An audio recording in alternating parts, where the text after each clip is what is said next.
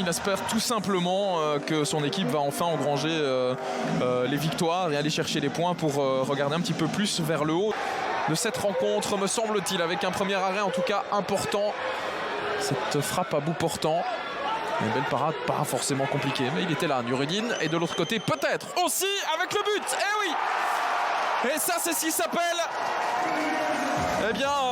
planter un couteau dans le dos de l'adversaire, hein, d'une certaine manière, avec la prise de confiance de Courtrai qui se crée une grosse possibilité. Quelle reconversion, regardez, on part de là, Noureddin avec cet arrêt. Je n'ai pas forcément envie de l'appeler décisif parce que ça vient sur lui et que pour des gardiens de ce niveau, c'est pas forcément un arrêt compliqué à faire, mais au final, c'est un arrêt qui fait office de relance vers KMB. Et puis là, nous qui se bat bien pour aller chercher ce ballon le long de la ligne, qui provoque, qui centre. Et Julien Ngoy pour la finition. 1-0 pour Eupen, qui prend donc les devants dans cette partie, alors qu'ils viennent de souffrir. Felice Mazou parlait hier lors de la défaite de l'Union d'un retour les pieds sur terre. Dire aussi que pour Eupen, ces mauvais résultats après un bon début de saison, c'est aussi un retour sur terre. Et le but peut-être directement. Et oui, l'égalisation avec un très mauvais placement défensif de Jonathan Héris, le coach eupenois, qui fait son boulot. Et quand je vous parlais de la possibilité d'avoir un match ping-pong, je ne pensais pas vous le dire aussi bien d'une certaine manière. Quelle passe en profondeur. Et regardez, Héris qui se fait avoir comme un gamin.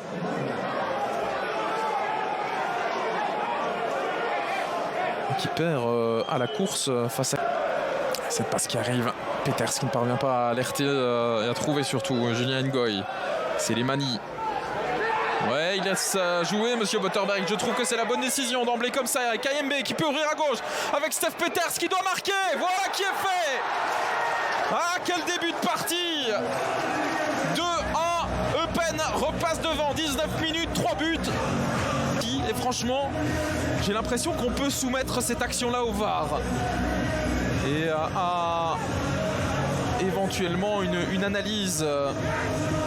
Mais en tout cas, on est allé au bout avec Steph Peters, qui est décalé défensivement. Courtrai qui est complètement désorganisé sur cette contre.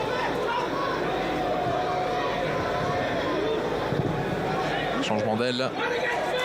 Pas mal ce ballon de Peters vers Isaac Nou dans le rectangle. Il est passé, Nou, c'est pas mal. Il a été un petit peu gourmand là par contre. Les grands formats comme d'habitude. Radovanovic, Rougeau, Gay sont là dans l'axe avec Van den Driesch aussi. Un ballon mal repoussé. La frappe de Marlos juste à côté. Ça a été dévié. Ballon ralenti mais c'était pas mal tenté. Si Slimani le trouve, c'est qu'il cherche à envoyer ce ballon dans la tribune. Slimani. Ouais, c'est pas mal. Oh, dans les gants. C'est tenu en 2 temps par Noureddin. C'était puissant. Et il n'est pas content du tout sur un équipier, mais c'est lui qui techniquement s'est planté. Steph Peters. Marlos Moreno qui s'acharne et qui est passé sur le flanc gauche pour une fois. Avec le service en retrait, Christophe Dan pour le doubler peut-être. Le ballon est contré par Agbadou. Avec des crampons qui ne sont pas forcément toujours indiqués sur des pelouses un petit peu plus difficiles. Par contre là, Noureddin, il va nous offrir un penalty pour commencer la deuxième mi-temps avec une grosse erreur. Et là, c'est pas un problème de choix de crampons, c'est un problème de choix. Parti sur les mêmes bases, là, c'est un petit peu dommage pour Eupen évidemment de se fourvoyer de la sorte. Mais là, je sais pas ce qu'il lui a pris à Noureddin. Là, c'est un crochet de 4 km de long. Beaucoup trop long, bien entendu, ce contrôle orienté. Et se jeter comme ça, il n'y a pas forcément de statistiques à suivre particulièrement, mais s'il est bien les deux côtés, aura du sol. Slimani face à Noureddin, c'est arrêté par le gardien d'Eupen qui se rachète merveilleusement bien. Et pour Courtrai, bien entendu, pour Slimani en particulier, ça prolonge un petit peu le match difficile.